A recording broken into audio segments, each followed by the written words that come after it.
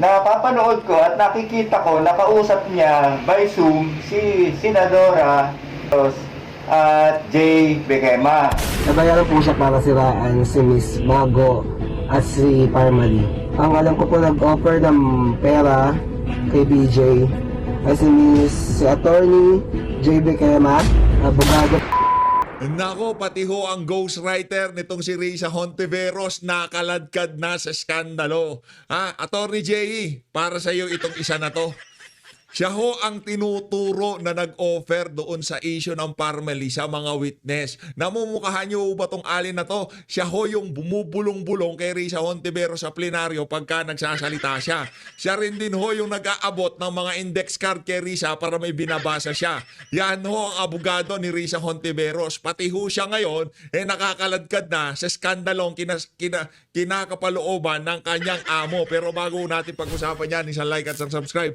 Masaya na ho tayo dyan sa mga gusto sumahal sa ating community. Yung join button, nandyan lang ho sa baba. 899,000 subscriber. Maraming salamat ho mga kababayan. Palakpakan.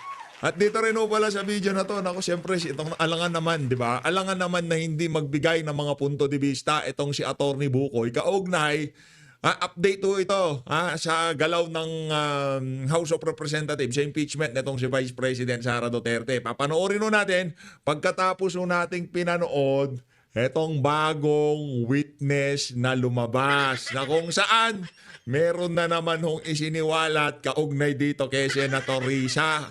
Parang nagkakaroon, marami ho kasing nagtatanong sa ating mga kababayan. Aba PH, si alias rin nilang naman sinasabi mo Bakit hindi mo ipakita sa amin yung mga iba pang lumantad, yung mga sinasabi mong iba pang lumantad, kaugnay dyan sa mga di umanong pagbabayad nitong si Risa Hontiveros sa mga witness na ipinipresenta niya sa Senado? Pues, eto na ho, ayan. Isa ho yan, siguro yung mga kasama natin dito sa PH Update, namumukaan niyang mama na yan. O kahit na naka-blur yung mukha niya, isa ho yan doon sa mga nagsalita na yung mga kasama nila doon sa warehouse, yung mga inimbitahan dyan sa hearing ni Risa Hontiveros, siya ho ang nagpatotoo na di umano nagkaroon ng bayaran doon sa mga pinagsalita ni Risa dyan sa naturang hearing na yan. Umpisa na ho natin to. Dito nyo makikita mga kababayan na meron ho talagang pattern. Meron ho talagang yung track record ho talaga ng nitong si Risa Hontiveros, hindi ka tiwa-tiwala. Tayo kumbaga siguro tadhana. Yan ang sinasabi natin. Misteryoso ang tadhana kung kumilos. Kaya para dito kay Boying, wag ho kayong masyadong ma-high blood kay Boying. Kay Marcos Jr., kay Martin Romualdez, may panahon ho lahat ng bagay. Ngayong mga panahon na to, panahon ho ni Risa para kumanta yung mga di umanong binayaran niya sa mga hearing na kinakandak dyan sa Senado. Pakinggan natin ito mga kababayan. Kayo na umusga. Kayo na umusga. Game. Ako si Jamie Vegas, nasa wastong gulang at residente ng Pasig City. Sama ko si BJ Almira sa Parmali Pharmaceutical Corporation bilang warehouse man. Nanonood kami ng FB ng programa ni Senadora Risa Hontiveros tungkol sa tulong medikal. At kami ay nagpadala ng ID, ng mga video para makakomply sa kanilang requirements. At nangyari nga iyon, na-approve nga si BJ at pinadalahan siya ng pera by GCash na 2,500 dalawang beses. 2,000 plus 2,000, edi 4,000 yung pinadala kay BJ. Parang kuripot naman na tayo, 4,000 lang. At napapanood ko at nakikita ko, nakausap niya by Zoom si Senadora at Jay Bequema. Sa utos ni Senadora na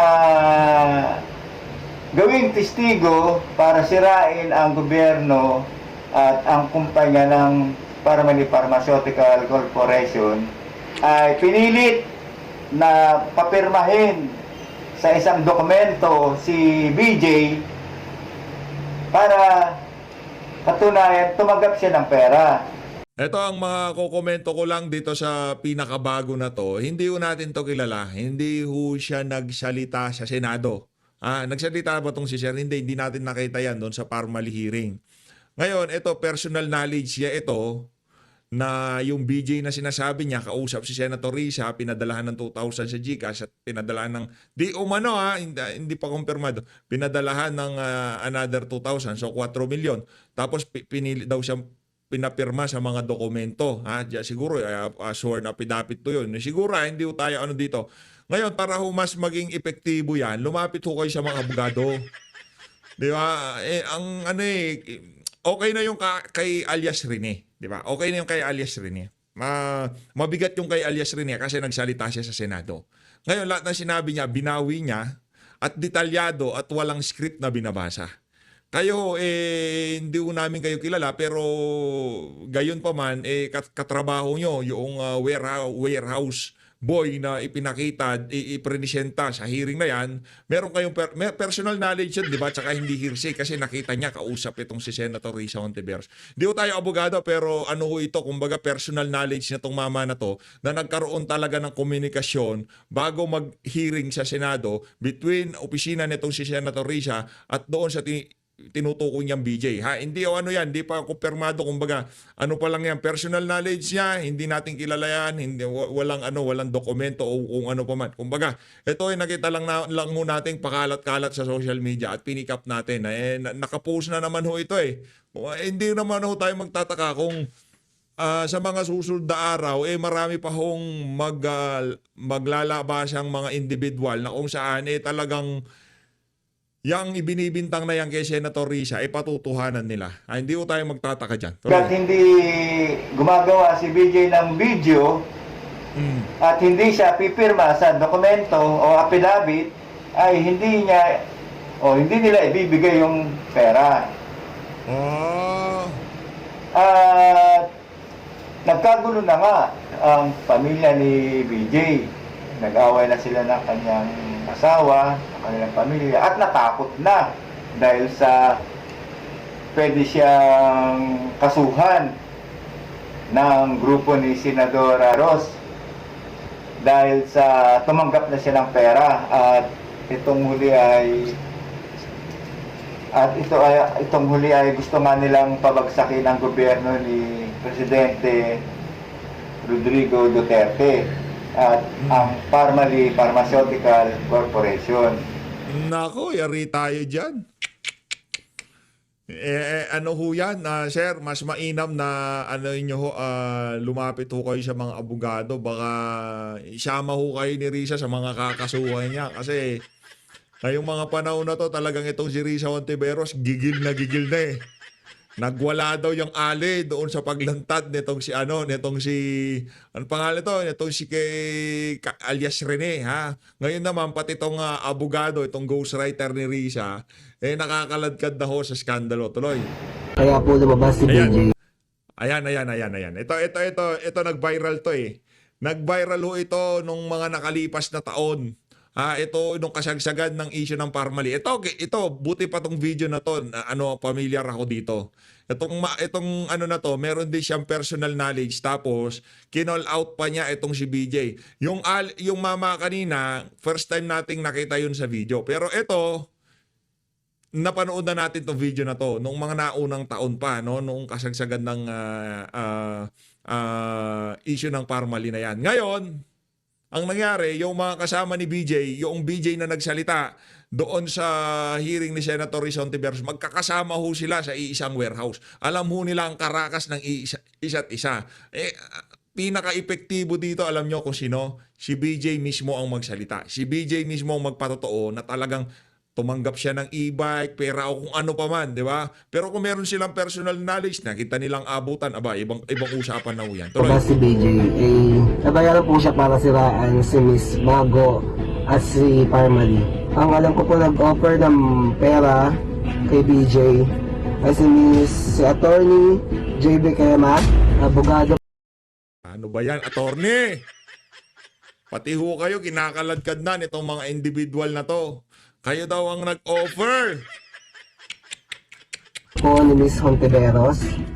At ang alam ko po nagbigay ng mismong pera kay BJ ay yung main driver ni Miss Bekema. Doon po mismo ako nagtatrabaho sa warehouse at alam ko po yung ginagawa namin ay tama at wala pong nangyayari yung anomalya. Sana inisip mo lahat nung sinabi mo na paninira, pinagpalit mo yung pakikisama ng lahat sa'yo, siniraan mo si Miss Mago, sinira mo yung tiwala sa inyo Parmali, para sa halagang magkano, sinira mo lahat para lang sa malit na halaga. Nagpakasira pa sa pera, sana magsabi ka ng totoo. Kaya po namin patunayan doon sa loob po ng production na wala pong ganun. Ayun na nga mga kababayan, no? Kaya daw ho nilang patunayan na doon sa production walang ganon. Ngayon, hintayin na lang ho natin, baka biglang lumabas si DJ, di ba? Hindi ho natin alam kung anong mangyayari dyan. Ano yung mga susunod na kabanata, ika nga. Ito na ho. Dito na ho tayo, rekta na ho tayo sa papaliwanag. Nitong si Attorney Bukoy. Kay Attorney Bukoy na ho tayo. Tapos na ho tayo doon sa isa pang nagsalita laban dito kay Senator Risa Ontiveros. Pagkatapos siguro ng video natin na to, rekta ho tayo kay saganang mamamayan ho tayo, no? Nandun guest ho nila itong si Senator Dante Marcoleta, ang ating Senate President. Eto, rekta ho tayo dito. Game. Parang hindi wata maganda gising nitong si Attorney Bukoy. Game. ABS-CBN 2. Magandang hapon, attorney. Magandang hapon. Ano po yung highlights nitong reply na ifinal ninyo sa Senado, particular doon sa mga naging argumento ni Vice President Duterte? Okay, ang highlight ho nito, number one, there are several highlights. Yung pinakauna ho, sinabi niya na walang articles of impeachment na dapat sagutin sapagkat wala naman ito. Ibinalik ito sa Kamara. Ngayon ho, ito ho ay mali ho ito sapagkat kung maaalala ninyo, nag-issue ng kautusan ang impeachment court. Sinasabi na na padalan ng writ of summons si Vice President Sara at ilakip dito yung articles of impeachment. So, nung sinerve po yung summons na yung articles of impeachment, na natanggap naman niya and sinagot niya. Pangalawa, yung articles of impeachment po, if you will remember, dinifer ng House of Representatives yung pagtanggap nito. Pinagpaliban. Pangatlo, nag-issue ng order ang impeachment court na they are not dismissing or terminating the proceedings. So, buhay na buhay ang articles of impeachment. Pangalawa, sinabi niya she was deprived of Pangalawa, sabi niya meron siya mga affirmative defenses Sinabi niya na unang-una may violation ng 1-year ban rule. Pangalawa, hindi siya nabigyan ng due process. Number 3, that the Senate is not a continuing body. Let's break it down. Yung una po na sinabi niya,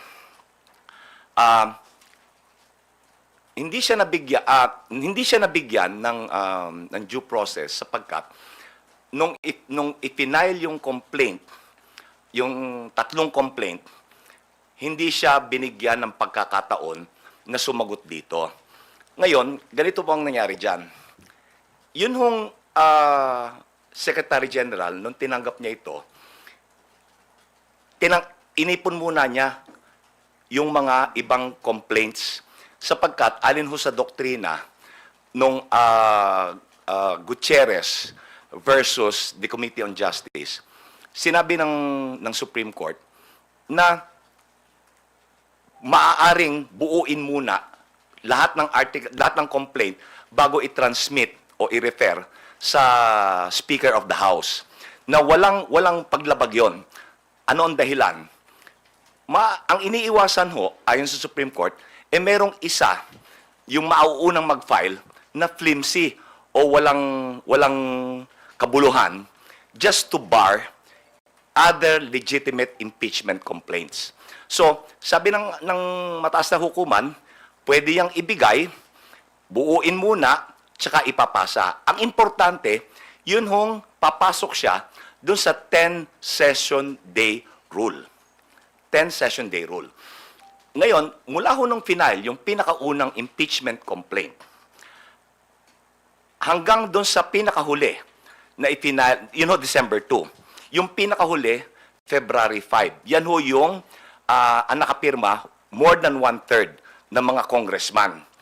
Pasok ho yan lahat sa 10 session days na requirement. Such that, nung nirefer sa Speaker of the House, ang Speaker of the House, nirefer kagad yan sa plenaryo.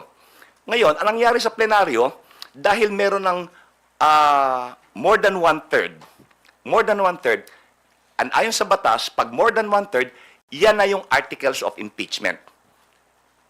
So, ngayon, hindi na kailangang i-refer yung tatlo. Dahil may articles of impeachment na eh. Doon ho, sisipa na yung 1-year bar rule. So, yun din ho, ito ay in relation doon sa una kong nabanggit, yung jurisdiction dahil nag-violate daw ng 1-year ban rule. Hindi po. Lahat ho ng impeachment complaint ay pumasok doon sa requirement na 10 session day rule. Pangalawa, ang sinabi niya, hindi siya nabigyan ng due process. Okay? Yung due process ho, there are two ways of initiating an impeachment complaint. Yung unang kong paraan ay saklaw yung dalawang method. Yung isa, reklamo or complaint ng isang miyembro ng Kamara. Verified complaint. Yung pangalawa, verified complaint ng isang mamamayan na inendorso ng miyembro ng Kamara. Yung pangatlo, yung more than one-third. Ngayon, yung due process na sinasabi niya, ito po ay nag-a-apply kung ang complaint was initiated by referral to the Committee on Justice nung first two methods. Yung complaint ng mamamayan na inendorso ng miyembro ng Kamara or yung reklamo ng miyembro ng Kamara. Yan ho, dadaan yan sa proseso sa Committee on Justice. They will determine if it is sufficient in form. Tama ba yung forma? And sufficient in substance. Tama ho ba yung nilalaman? Ayon ho ba yan sa framework? Ngayon, tsaka ho magkakahiring yan. Tsaka magkakahiring.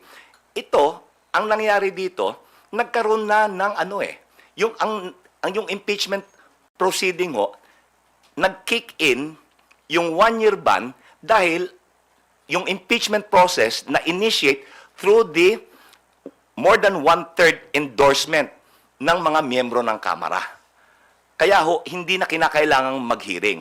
Ngayon, yung due process ho yan, it is satisfied pagka binigyan siya ng pagkakataon na sa pagkakataon niya na magpresenta ng ebidensya at ipagtanggol ang sarili niya sa impeachment court.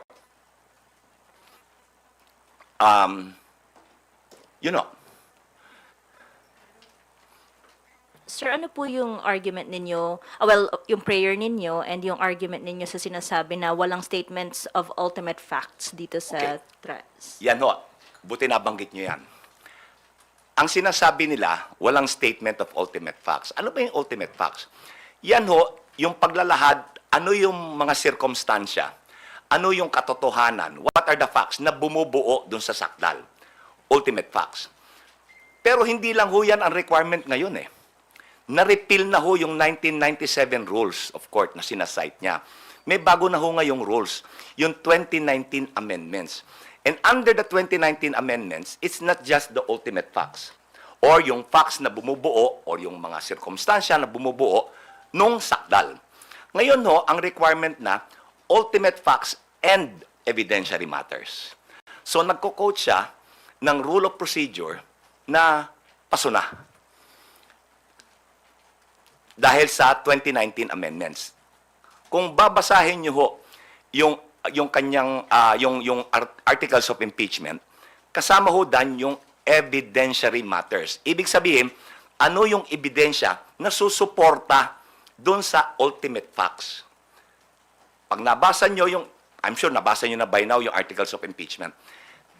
Nandyan kung ano yung mga documentary at testimonial evidence na magpupruweba doon sa ultimate facts. itong ebidensya ho ito, itong evidentiary matters, ito po yung ilalahad sa trial. So, mali din yung sinabi niya. There is no allegation of ultimate facts because buo ho yung articles eh. May factual basis and evidentiary matter to support the ultimate facts. Last na lang po from my end. Ano po ang masasabi ninyo? Your prayer is to continue with it, to Of course, proceed with yes. the trial. Yes. Opo. But sabi ng Senate President ay pwedeng pagbotohan. Kung magkakaroon ng motion to dismiss, kapag nagsimula na po yung trial, pwedeng pagbotohan kung i-dismiss yung articles of impeachment, and if it has majority vote, ay pwede pong i-dismiss. Ang masasabi ho lang namin dyan ay, kami po ay nagtitiwala sa proseso. We trust the impeachment process.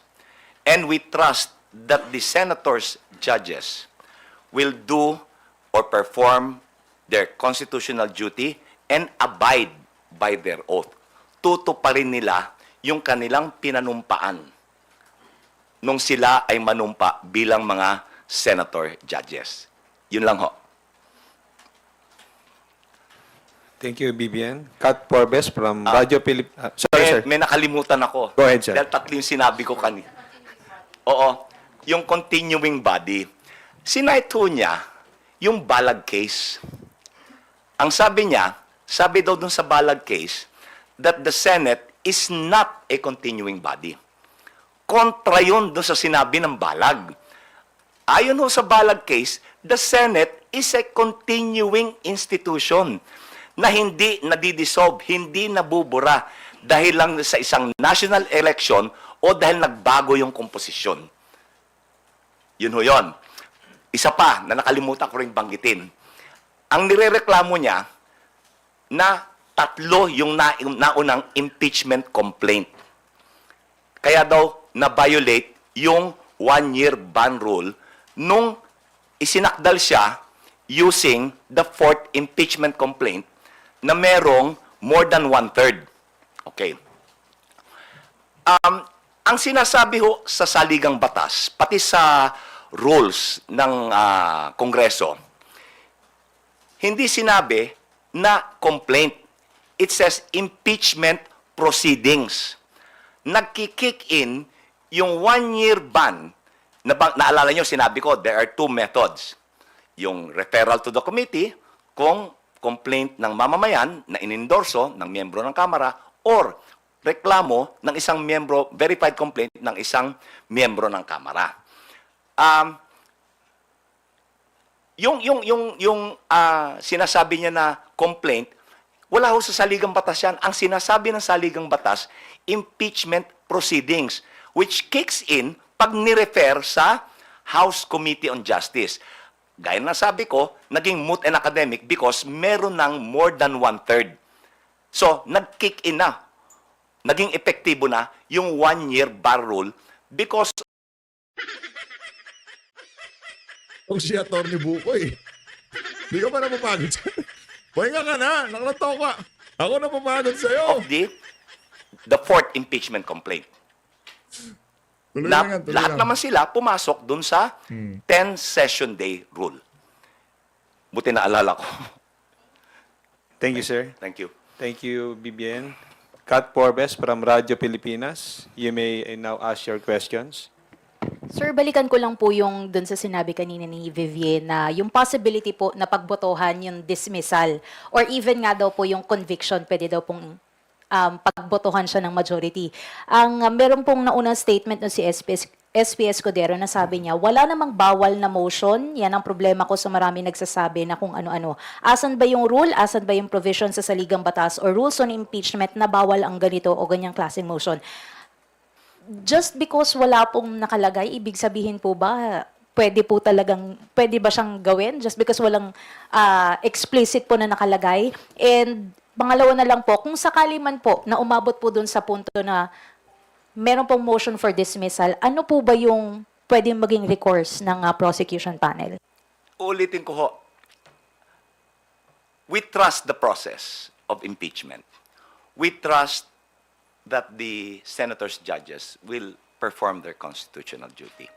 and abide by their oath. Ngayon, kung ilalagay nila sa boto yan, hindi namin mapipigil yan. Dahil sila ho yung husgado eh.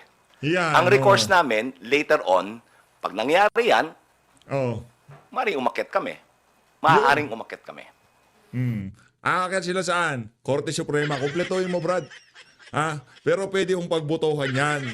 Ngayon, hindi naman pwede hindi ko alam kung pwede manghimasok ang Korte Suprema pagka nagdesisyon na ang impeachment court na tapusin na kagad yan. Pagbotohan na yan. Di ba? Wala puro lang, paninira lang kay BP. Panghihimasukan ho ba ng ng Korte Suprema, di ba? Sa Supreme Court. Wala tayong magagawa kung mas matagal siya. Nandiyan na yung sitwasyon eh. Hindi naman pwedeng tanggapin na lang natin. So, we will find recourse. Pero, hopefully, hindi tayo aabot doon. Hopefully, they will do what is right. According to their judgment. Yun lang po yung clarification. Thank you Thank po. you. Thank you, Kat. Next question will come from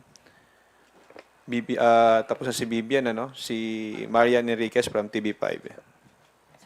Hindi po kaya, yun din yung gusto sa ng Senado na dalhin ng Kamara, ng prosecution, itong issue nga ng impeachment sa Supreme Court. Ayoko ho maghaka-haka na yan ang gusto nila eh. Mahirap po maghaka-haka dahil magtiwala ho tayo sa proseso. And then, bantayan na lang natin kung anong dapat nating gawin kung umabot sa ganong hangganan. Uulitin ko, may tiwala pa rin kami sa proseso. Kung hindi tayo magtitiwala sa proseso, there will be chaos. Sir, can you elaborate? There will be chaos. What do you mean by that? Well, we are a democracy. We are governed by rules. We are governed by law. Kung mawawalang bisa ang batas, there will be chaos. There should be order. Kaya ho nandiyan ang batas for order. Nananakot itong si Atty. Bukoy. Pagka hindi pumabor sa inyong sitwasyon, magkakagulo, ganun ho ba ibig sabihin? Pambihira Kaya ho, ka naman, rule Atty. of law Bukoy. is primordial.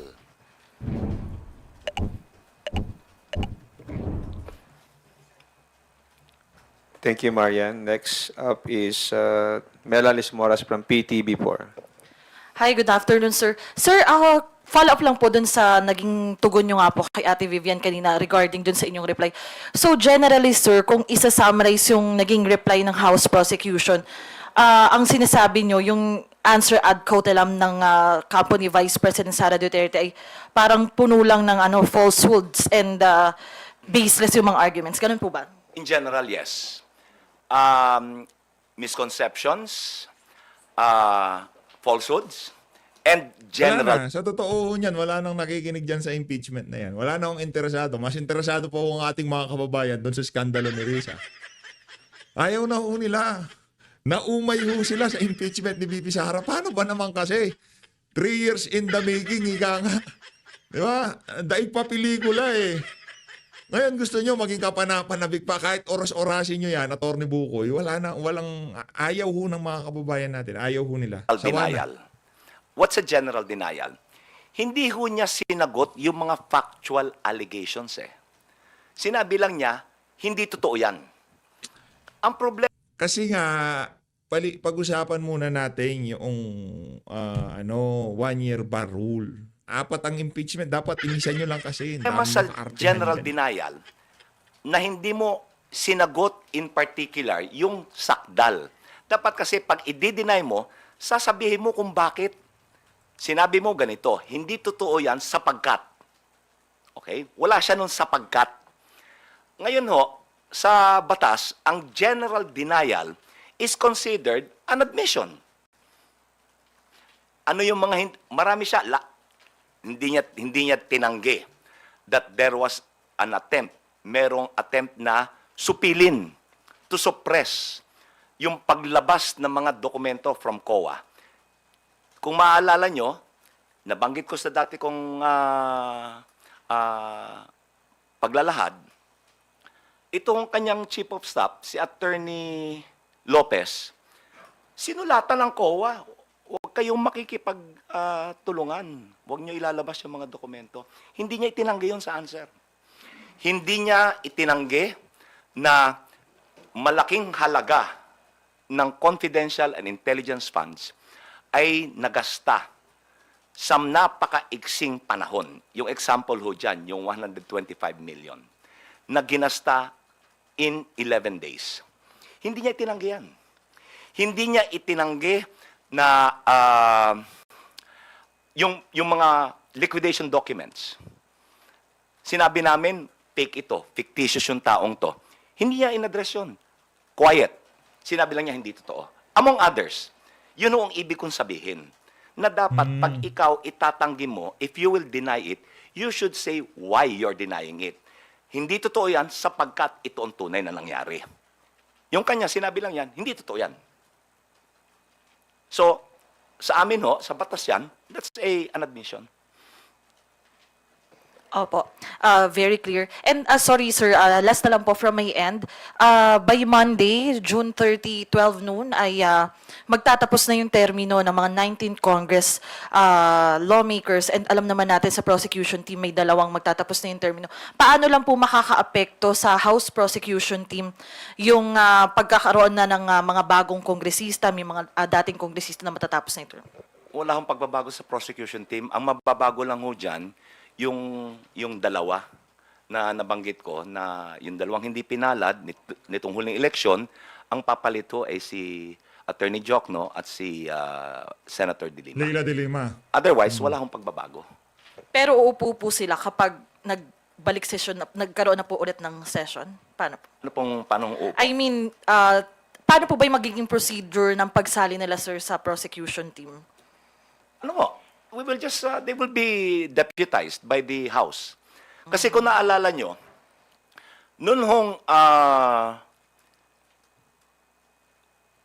plenaryo na inaprubahan ng Kamara, nung plenary, yung articles of impeachment, itong nakabinbin ngayon, right after that, nag-election ho, inelect nila yung public prosecutors eh.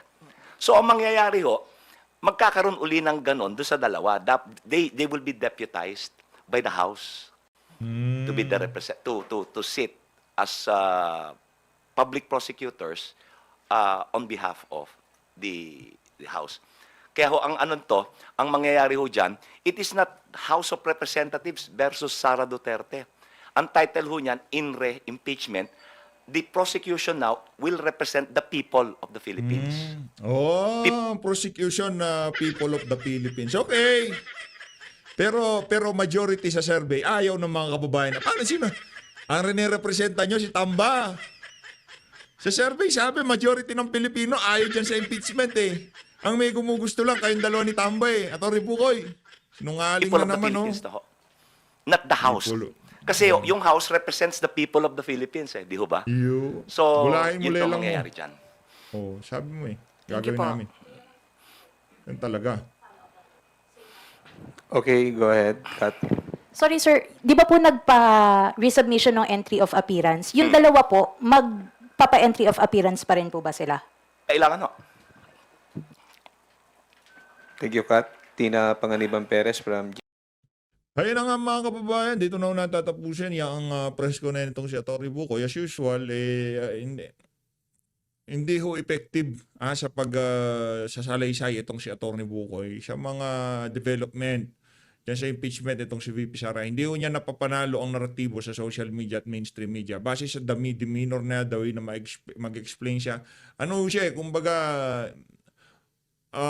pagka nakikita siya ng ating mga kababayan, unang pumapasok sa isip ng mga kababayan natin. Hindi ko sinasabing ganito si Atty. Bukoy. Itong unang pumapasok sa mga bayaran niya ni Tambalutzos. Maraming salamat po mga kababayan. Mag-ingat po kayong lahat. Mahalin natin ng Pilipinas.